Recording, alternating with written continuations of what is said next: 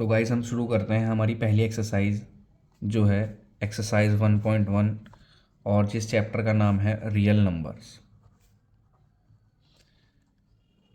अब देखिए इसमें जो पहला क्वेश्चन है वो है express each number as a product of its prime factor. अब सबसे पहले इस चैप्टर को करने के लिए हमें पता होना चाहिए कि प्राइम फैक्टर्स किसे कहते हैं।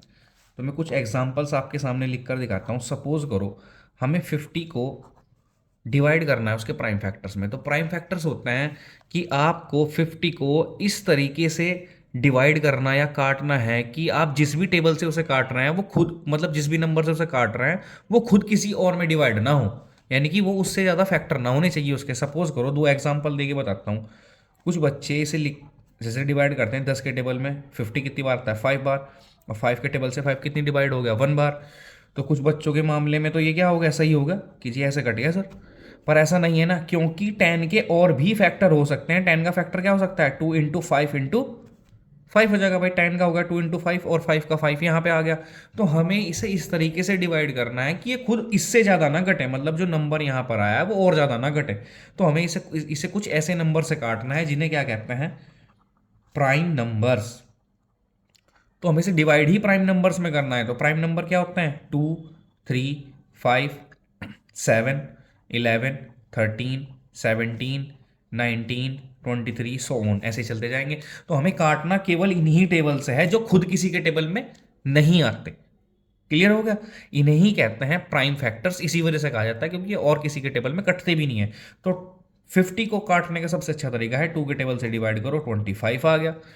फिर 25 किसके टेबल में आता है 5 के, और 5 बन जा 5। तो जो 50 के फैक्टर होंगे वो होंगे 2 इंटू 5 इंटू 5, यानी कि 50 हो गया 2 की पावर 1, और 5 कितनी बार है 2 बार, तो 5 की पावर 2।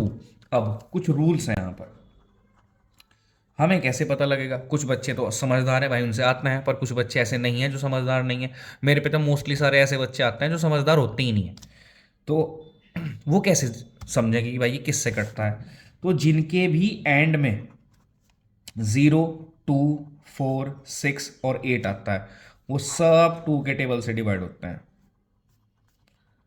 Divided by 2। सारे के सारे 2 के टेबल से अपने आप कट जाएंगे। एग्जाम्पल लो, मान लो हमें 40 काटना है तो 2 के टेबल से काटो, हाफ कर दो सीधा 20। एंड में 0 आ रहा है ना, तो 2 के टेबल से काटो, हाफ कर दो 20 आ गया, फिर से काट दो भाई। इसके एंड में भी 0 आ रहा है, 2 के टेबल से कटा कितना आ गया 10। इसके भी एंड में 0 आ रहा है, 2 के टेबल से काटो कितना आ गया 5। अब 5 थोड़ा ही 2 के टेबल में कटेगा, इतना तो कॉमन सेंस रखो। दोबारा से करके दिखाता हूँ। 2 के टेबल से कट गया 21। अब इसके लास्ट में 1 आ रहा है, अब ये 2 के टेबल से नहीं कटेगा, ये 2 के टेबल से नहीं कटने वाला। सपोज करो 54 है लास्ट में इसके 4 है, तो 2 के टेबल से कटेगा ही कटेगा। तो हमने 2 के टेबल से काट दिया और इसका आधा कर दिया। इसका आधा कितना होता है 27। इसके एंड में 7 आ रहा है, तो 2 के टेबल से नहीं कटेगा। Got it. दूसरा रूल है यहाँ पर 3 का टेबल। 3 से कौन कौन डिवाइड होते हैं, जिनके सम ऑफ देयर डिजिट्स, उनकी सम कर दो आप। कैसे का सम करोगे आप, जैसे कि यहां पर लिखा हुआ है, सपोज करो 1, 2, 1 लिखा हुआ है। अब मुझे कैसे पता लगेगा कि 3 के टेबल में आ रहा है नहीं आ रहा है। चलो हमारे पे 3 का टेबल आता है 30 तक आता है, उसके बाद भी हम थोड़ा बहुत चला सकते हैं। पर अगर बड़े नंबर आ गए तो हम इन्हें प्लस करते हैं। 1 + 2 + 1 कितना आ गया जोड़ के 4 आ गया। तो 4 तो 3 के टेबल में नहीं आता, तो 3 के टेबल से नहीं कटेगा। और 2 के टेबल से तो कट ही नहीं रहा है क्योंकि इसके लास्ट में क्या है 1। अब सपोज करो यहाँ पर लिख दिया मैंने 5, 4, 3। अब हमें कैसे पता लगेगा 3 के टेबल में आ रहा है नहीं आ रहा है। भाई 2 के टेबल में तो नहीं आएगा क्योंकि इसके एंड में क्या है 3। 2 के टेबल से कौन कटते हैं, जिनके एंड में क्या आते हैं 0, 2, 4, 6 और 8। तो जब लास्ट में 3 आ रहा है तो अब हमने इन्हें जोड़ के देखा, 5 + 4 + 3, 5 और 4 हो गए 9, 9 और 3 कितने हो गए 12, 12 3 के टेबल में आता है, तो ये 3 के टेबल से आराम से डिवाइड हो जाएगा। तो जिनसे डिवाइड नहीं करने आते देखो, या तो आप ऐसे डिवाइड कर लो 3 बन जा 3, 5 में से 3 के कितना आ गया 2, यहाँ क्या बच गया 4, 5, 3 8 जा 24, और यहाँ पे कितना बच गया 3 और 3 बन जा। या फिर ऐसे काट सकते हैं 3 भाई 5 है, तो 5 से छोटा क्या चलता है 3 के टेबल में 3 बन जा 3। तो 5 में से 3 माइनस कर दो, अब यहाँ पर तुम कितने बच गए 2। अब ये जो 4 है ना वो यहाँ लगा दो, कितने बन गए 24, कितनी बार कट गया 8 बार, 3 8 जा 24, तो पूरा कट गया है, तो बच गया 3, 3 बन जा। अब ये कैसे पता लगेगा कि 3 के टेबल में कट रहा है, नहीं, इसे भी जोड़ के देखो, 1 8 1 1 में 8 जोड़ा 9 और 1 कितने हो गए 10, तो ये 3 के टेबल में नहीं आएगा। ऐसे ही आप करके आप सोल्व कर सकते हैं। अब जो 5 का नंबर है वो कैसे पता लगता है कि ये किसके टेबल से काटता है, तो 5 के टेबल से वही कटते हैं जिनकी एंड डिजिट्स 0 या फिर 5 होती है। तो 0 या 5 जिसके भी एंड में आ गया वो 5 के टेबल से कटता है। मेनली यही डिजिट्स होती हैं, उसके बाद तो आप किसी भी तरह डिवाइड करके देख सकते हैं। ठीक है, तो सबसे पहला जो क्वेश्चन आपकी किताब का है वो है express each number as a product of its prime factor. यहाँ पर दिया हुआ है हमें 140, हमें 140 को क्या करना है प्राइम फैक्टर के रूप में तोड़ना है। तो हमने यहाँ रफली साइड में ऐसे करा और 140 को तोड़ना शुरू करा। 2 के टेबल में 14 आता है 7 बार, 0 का 0 या फिर 140 का हाफ कर दो। अब 2 के टेबल से हाफ कर दो, कितना हो गया 35। अब 35 के एंड में क्या आ गया 5, तो 5 के टेबल में जब कोई चीज़ आती है वो कटती भी किसी से है 5 की से टेबल से कटती है। तो 5 के टेबल से कटने पे कितना आ गया 7, और 7 बन जा 7। इस तरीके से हम 140 को लिख सकते हैं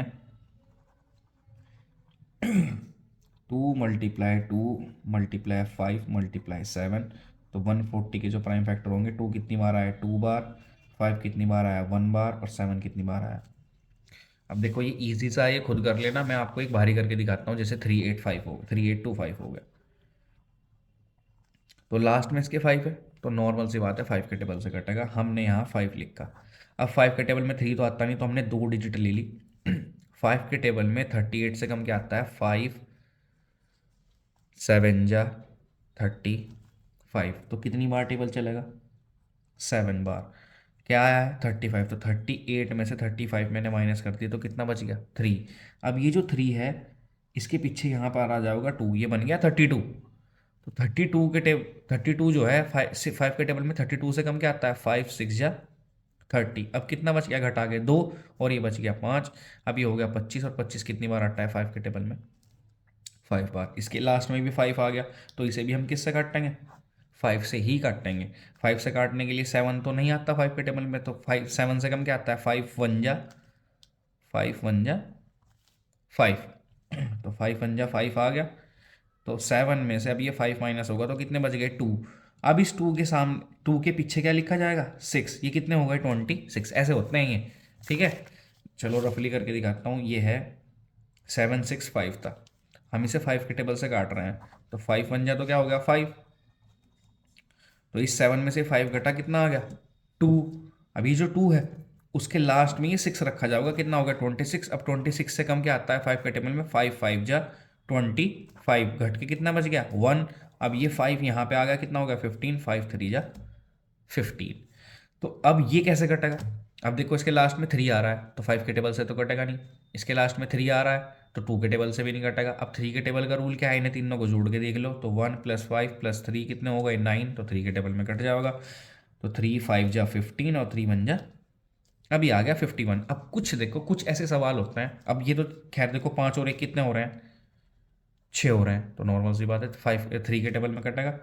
तो 3 के टेबल में 5 तो नहीं आता, 3 1 जा 3 आ गया, तो 5 में से 3 गए, कितना आ गया 2, और ये 1 यहाँ लग गया, तो 5 7 जा 21, 3 7 जा 21 सॉरी, और 17 1 जा 17। 17 किसी के टेबल में नहीं आता, तो यहाँ पर हमने लिख दिया ऐसे कि यहाँ पर कटा है भाई ये 5 3 बार, और यहाँ से हमने 3 के टेबल से काटा है 51 आ गया, 3 के टेबल से काटा है 17 आ गया, और 17 1 जा, तो 3 8 2 5 यहाँ पर आ गया 5 × 5 × 3 × 3 इंटू 17।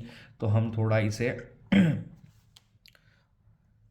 मतलब नॉर्मल फॉर्म में लिखेंगे, तो जो डिजिट्स होती हैं जो पहले आती हैं वो पहले लिखो। 3 पहले आता है तो 3 पहले लिखा, कितनी बार रखा है 2 बार, 5 कितनी बार आ रखा है 2 बार, और 17 कितनी बार आ रखा है। ये हो गया इसके प्राइम फैक्टर। ये 3 सवाल आपको अपने होमवर्क के लिए करने हैं और ट्राई करना है। अगला सवाल आता है find the LCM and HCF of the following pairs of integers and verify the LCM and HCF product of 2 number. ये तो बाद की बात है, पहले तो हम एचसीएफ एंड एलसीएम निकालना सिखाते हैं। तो कुछ मैं रफली आपको निकालना सिखाता हूँ कैसे निकलता है। सबसे पहले बात करते हैं हम एचसीएफ की। सपोज करो आपको 40 एंड 60 दो नंबर है और आपको इनका एचसीएफ निकालना है। एचसीएफ होता है हाईएस्ट कॉमन फैक्टर, यानी कि किसी भी दो डिजिट्स में क्या हाईएस्ट कॉमन फैक्टर होगा जिससे दोनों के दोनों कट जाएंगे, मतलब सबसे बड़ा टेबल होना चाहिए और उसे काट भी दे। सपोज करो यहाँ पर 6 और 9 है, तो किसके टेबल में दोनों कटते हैं? 3 के टेबल में कटते हैं, तो यहाँ पर तो हाईएस्ट कॉमन फैक्टर 3 ही हो गया। पर सपोज करो यहाँ पर लिखा हुआ है 12 एंड 24, तो ये दोनों 2 के टेबल में भी आते हैं, ये दोनों 3 के टेबल में भी आते हैं, ये दोनों 6 के टेबल में भी आते हैं, ये दोनों 12 के टेबल में भी आते हैं। तो हाईएस्ट कॉमन फैक्टर का मतलब होता है सबसे बड़ा कॉमन फैक्टर। तो सबसे बड़ा कॉमन फैक्टर कौन है इनमें? 12, जिससे कि ये दोनों कट रहे हैं और वो हाईएस्ट भी है दोनों के अंदर। ठीक है, गॉट इट। तो अब हम 40 और 60 का फैक्टर करना शुरू करते हैं।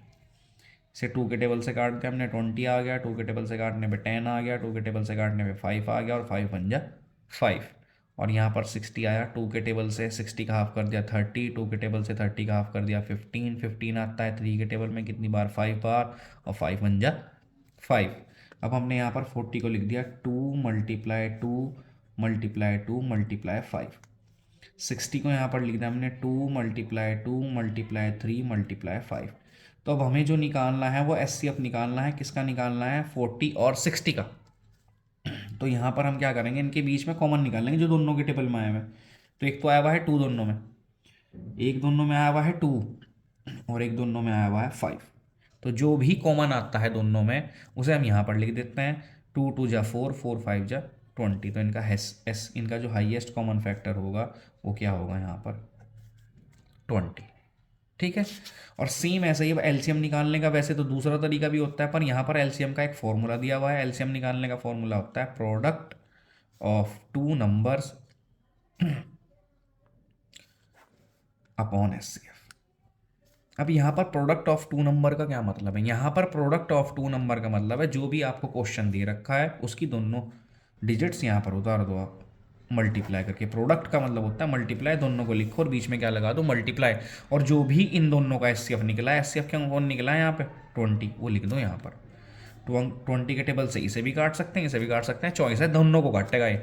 तो हम यहाँ पर 40 को काट रहे हैं 2 बार, बच गया 2 और 60, दोनों की मल्टीप्लाई मार दो, कितना आ गया? 120। और एलसीएम यहाँ पर आ गया 40 एंड 60 का 120। Is that clear? फाइनल हो चुका है। 2 क्वेश्चन मैं आपको करा चुका हूँ। एक तो हमारे प्राइम फैक्टर्स हो गए और एक हो गया यहाँ पर एलसीएम एंड एचसीएफ। मैं आपको कुछ अलग क्वेश्चन करके दिखाता हूँ जो थोड़ा अलग है, जैसे कि ये देखो। अब यहाँ पर हमें इसका और इसका एचसीएफ एंड एलसीएम निकालना है। तो सबसे पहले तो हम यहाँ इसे सॉल्व करना शुरू कर देते हैं। इसके लास्ट में 6 है, 2 के टेबल से कटेगा। 2 के टेबल से काटने पे देखो 2 के टेबल से भी काट सकते हो, 3 के टेबल से भी काट रहे हो, 3 के टेबल से भी कट रहा है। तो यहाँ पर मैं आपको 2 के टेबल से काट के दिखा रहा हूँ। 2 1 जा 2। देखो आप मेहनत करो, अगर आपको ये समझ में नहीं आ रहा है तो आपको बहुत मेहनत की ज़रूरत है। अपने ट्यूशन टीचर के पास जाएं, अपने स्कूल के टीचर के पास जाएं, उससे उनसे पूछें कि भाई ये कैसे सॉल्व होता है, क्योंकि देखो आप डिवाइड करके तो 10th में आके ये काम नहीं कर सकते। तो 2 1 जा 2 आ गया, यहाँ पर कैरी 1 बच गया, 1 लग गया 3 के सामने, तो वो बन गया 13। 2 6 जा 12 और फिर 13 से 12 माइनस करके 1 बचता है, 1 यहाँ पे लगेगा तो ये हो गया 16। 2 8 जा 16। इसके लास्ट में 8 आ रहा है, फिर 2 के टेबल से कटेगा, इसका हाफ कर दो, 16 का हाफ हो गया 8 और 8 का हाफ हो गया 4। फिर 2 के टेबल से काट दो 42, फिर 2 के टेबल से काट दो 21, ये आता है 3 के टेबल में, और 7 बन जा 7। इसे 2 के टेबल से काटोगे 27 आ गया। अब लास्ट में 7 है तो 2 के टेबल से नहीं कटेगा, कटेगा 3 के टेबल से, 3 के टेबल में 9 बार आ गया और 3 बन जा 3। तो हम यहाँ पर लिखते हैं इनके फैक्टर्स। ये हो गए 2 multiply 2 multiply 2 multiply 2 multiply 3 multiply 7, और यहाँ पर 54 हो गया 2 मल्टीप्लाई 3 मल्टीप्लाई 3 और मल्टीप्लाई 3। यहाँ पर हमने क्या करा, अब इनका हमें एचसीएफ निकालना है। Highest common factor of 336 and 54 common निकाल लो। दोनों में 2 आ रहा है, दोनों में 3 आ रहा है, बस 2 ही आ रहा है और तो कुछ है ही नहीं। अब यहाँ पे 2 है, यहाँ पे नहीं है, यहाँ पे 3 है, यहाँ पे नहीं है, जो कॉमन था हमने निकाले। तो 2 3 जा कितने हो गए? 6। ईजी। अब हमें निकालना है एलसीएम। एलसीएम का हमने फॉर्मूला लगा दिया, प्रोडक्ट ऑफ टू नंबर्स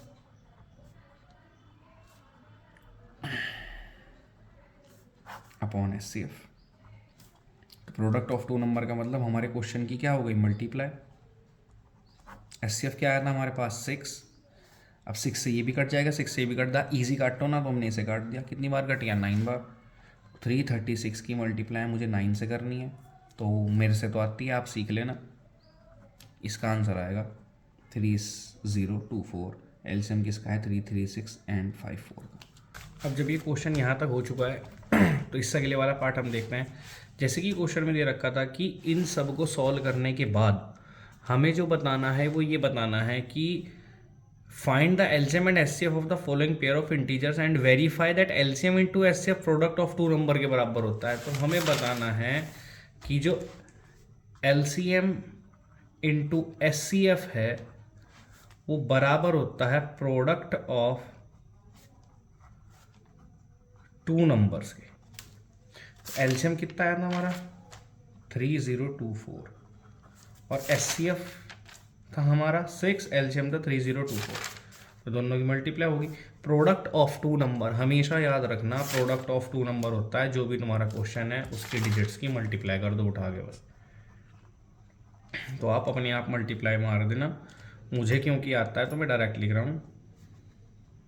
चलो मैं करके दिखाता हूँ। 6 4 जा 24, कैरी आ गया 2, 6 2 जा 12 और 2 4, कैरी आ गया 1, 6 3 जा 18। तो यहाँ पर भी सेम ही आएगा, अलग नहीं आता, बस एक तरफ जो मल्टीप्लाई आती है दूसरी तरफ भी वही लिख दो। सवाल हो चुका खत्म। 3 नंबर का सवाल है, एक नंबर आपको यहाँ पे मिलेगा, एक नंबर आपको यहाँ पे मिलेगा और एक नंबर आपको यहाँ पर मिलेगा। एक और क्वेश्चन करके दिखाता हूँ। सपोज करो ये वाला क्वेश्चन है तो हमें 26 एंड 91 के जो हैं वो फैक्टर करने हैं, प्राइम फैक्टर। 2 के टेबल से कटेगा क्योंकि इसके लास्ट में 6 है, तो कितना आ गया 13, और 13 बन जा 30, 91। अब इसके लास्ट में 1 है तो ये 2 के टेबल से तो कटेगा नहीं। तो मैंने आपको पहले भी कहा था कि आप अपने टेबल्स याद कर ले भाई, हर हाल में टेबल याद करके चलो तभी जाके कुछ होगा। तो 13 के टेबल में आता है 7 बार और 7 बन जा। तो अब हमने 26 को लिख दिया 2 मल्टीप्लाई 13, और 91 को लिख दिया मैंने 13 मल्टीप्लाई 7। तो अगर हमें एचसीएफ निकालना है 26 और 91 का, तो दोनों में कॉमन कौन आ रहा है, 13। एज सिंपल एज दैट, 13 हो गया एचसीएफ आपका। अब हमें निकालना है एलसीएम। एलसीएम का फॉर्मूला मैंने आपको क्या बताया है, product of two number upon में क्या होता है, एचसीएफ। तो प्रोडक्ट ऑफ टू नंबर का मतलब सवाल की क्या कर दी हमने, मल्टीप्लाई। और एचसीएफ क्या है मेरे पास यहाँ पर 13 से 26 कट गया 2 बार, यहाँ पे बच गया 2 एंड 91, दोनों की मल्टीप्लाई कर दो कितना आ गया 182।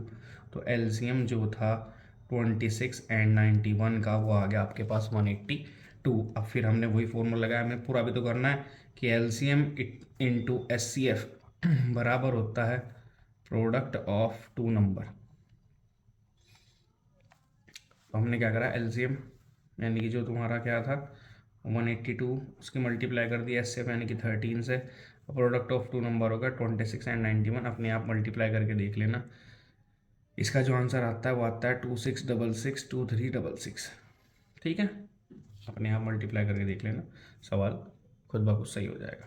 अगला question, find the LCM and HCF of the following integer by applying the prime factorisation method. LCM और एचसीएफ निकालना है प्राइम फैक्टर का, पर इस बार डिजिट्स कितनी है तुम्हारे पास, 3 है, 2 नहीं है। तो एचसीएफ तो नॉर्मल ऐसे ही निकलता है जैसे हम निकाल रहे हैं, तीनों का कर दो फैक्टर। 2 के टेबल में आता है 6 बार और 3 बन जा 3। 15 आता है 3 के टेबल में 5 बार और 5 बन जा 5। ये आता है 7 बार और 7 बन जा। बहुत सिंपल।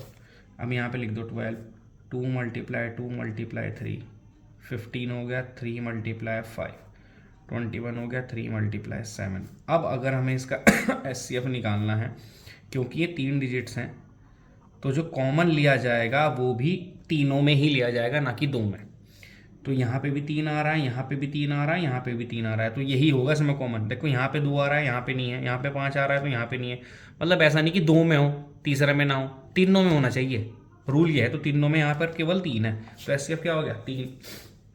एलसीएम निकालने का सबसे नॉर्मल तरीका है, जो बच्चे होते हैं तब से सीखते आ रहे हैं, आप उसी तरीके से एलसीएम निकाल लो। सबसे सिंपल है, क्योंकि इसका LCM product of two number वाले फॉर्मूले से नहीं निकलता। ये 3 डिजिट का सवाल है, ये इस तरीके से सॉल्व नहीं होता। सबसे बढ़िया तरीका है तीनों को एक साथ रखो। तीनों किसके टेबल में आते हैं? 3 के। ये कितनी बार आता है? 4 बार। ये कितनी आता है? 5 बार। ये कितनी बार आता है? 7 बार। अब नॉर्मल सी बात है, 4 5 7 तीनों किसी एक के टेबल में नहीं आते, तो अलग अलग डिवाइड कर लो। 5 बन जा 5 और 7 बन जा 7। अब इनकी मल्टीप्लाई कर दो। 3 मल्टीप्लाई 4 मल्टीप्लाई 5 मल्टीप्लाई 7। 3 चौक हो गए 12 गुना 5 गुना 7। 12 गुना 5 में 60 अपॉन इंटू 7, ये हो गया आपका 420। तो एलसीएम आपका आ गया 12 15 एंड 21 का 420। खत्म। यह है अब एक इम्पोर्टेंट क्वेश्चन जो पेपर में बहुत ज़्यादा दिया जाता है। आपको 17 23 और 29 का एचसीएफ एंड एलसीएम निकालना है। तो देखो भाई, 17 बन जा 17, 23 बन जा 20 और 29 बन जा। तो नॉर्मल सी बात है भाई, ये अपने ही टेबल में कटते हैं, किसी और के टेबल में नहीं कटते। 29 बन जा 20। तो इनका एचसीएफ क्या होगा? जो अपने ही टेबल में कटते हैं उनका एचसीएफ आंख बंद करके क्या होता है? 1। और उनका एलसीएम भी बहुत आसानी से निकलता है। इसकी शॉर्ट ट्रिक ये है, जिसका भी एचसीएफ 1 आ गया तो जो भी क्वेश्चन है उसकी मल्टीप्लाई मार दो बस उठा के, वही आपका एलसीएम होगा। 11339। ठीक है, गॉट इट। ऐसे ही ये मैं आपके लिए छोड़ रहा हूँ 895। इसे अपने आप अपने तरीके से करके देखना कि एचसीएफ और एलसीएम तुम्हारा सही पे आ रहा है या फिर नहीं। अगला क्वेश्चन, इंपॉर्टेंट क्वेश्चन। अब इस क्वेश्चन को ध्यान से पढ़िए। सबसे पहले आप, given that HCF of 306 and 657 is equal to 9, कि जो एचसीएफ है इन दोनों डिजिट्स का वो 9 है। आप हमें एलसीएम बताओ।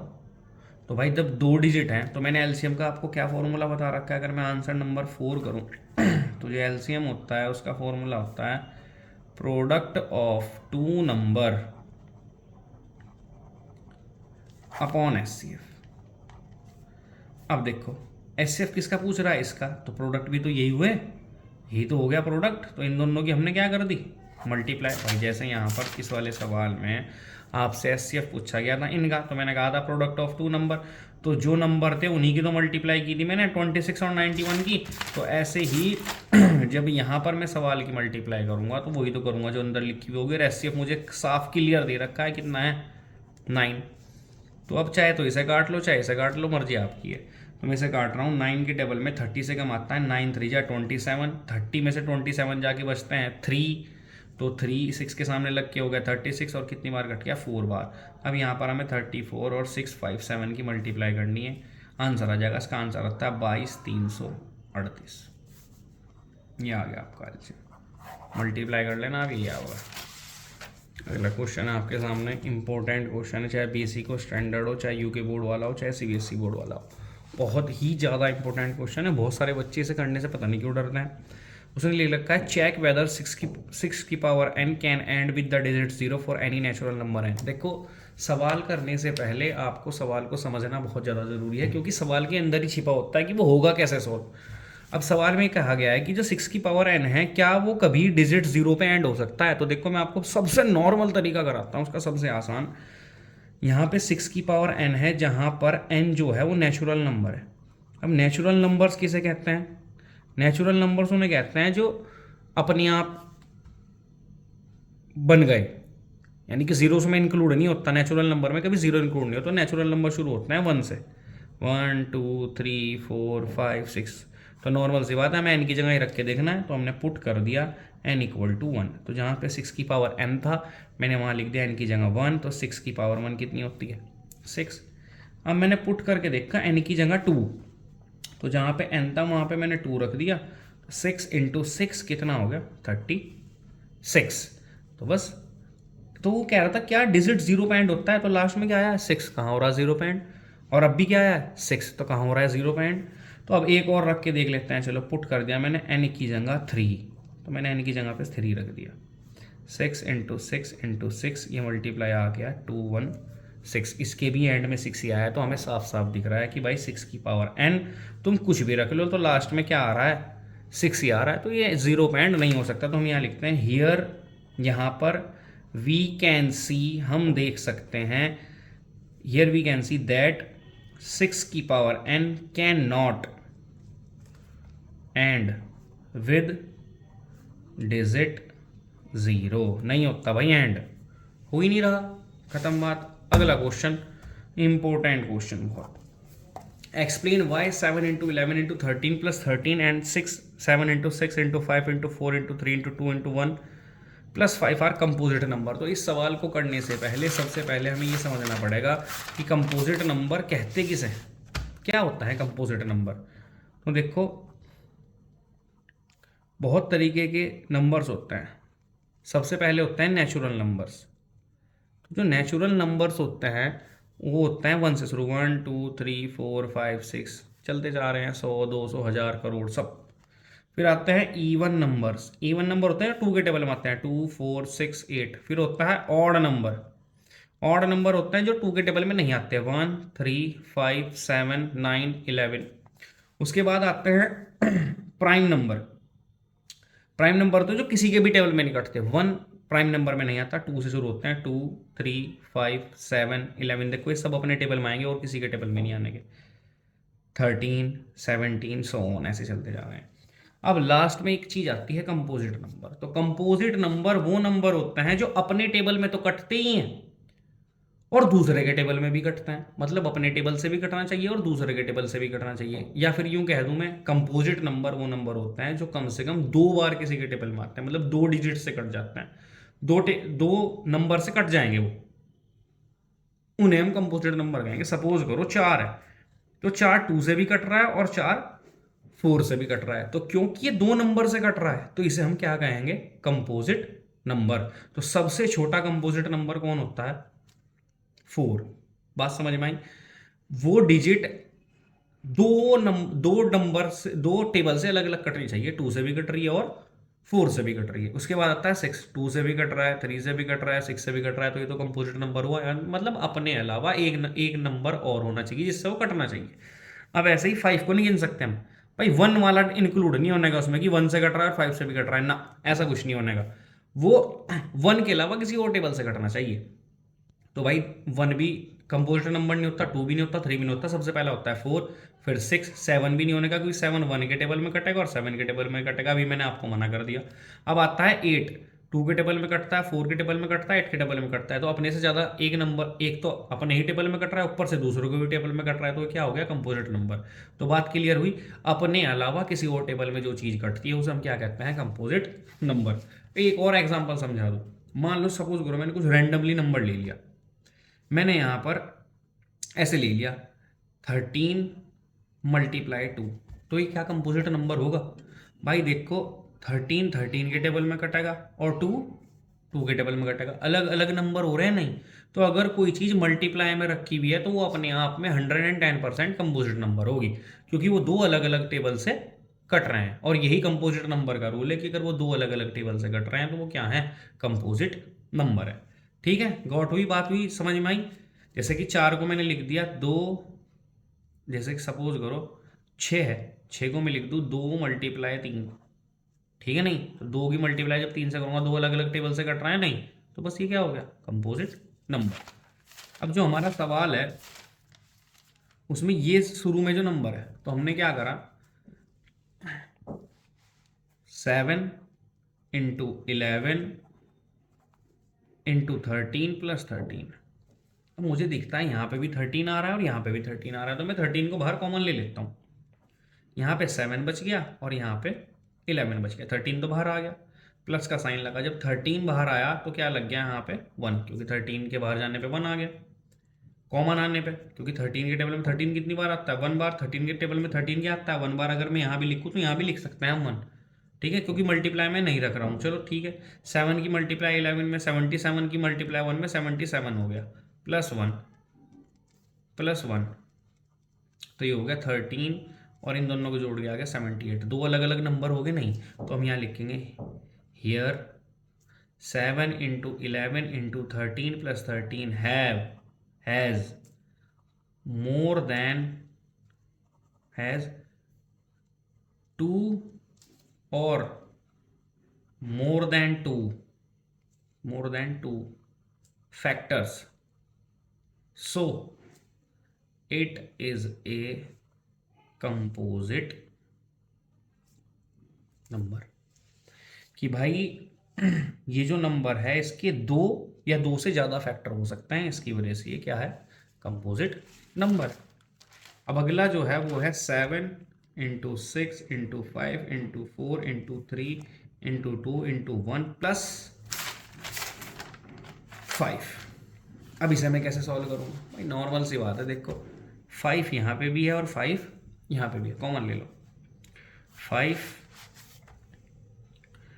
बाहर मैंने कॉमन लिया तो क्या बच गया, 7 × 6 × 4 × 3 × 2 प्लस जब मैंने 5 बाहर लिया तो क्या बच गया, 1। यहाँ पे भी 1 बचता है पर मल्टीप्लाई में 1 नहीं लगाते।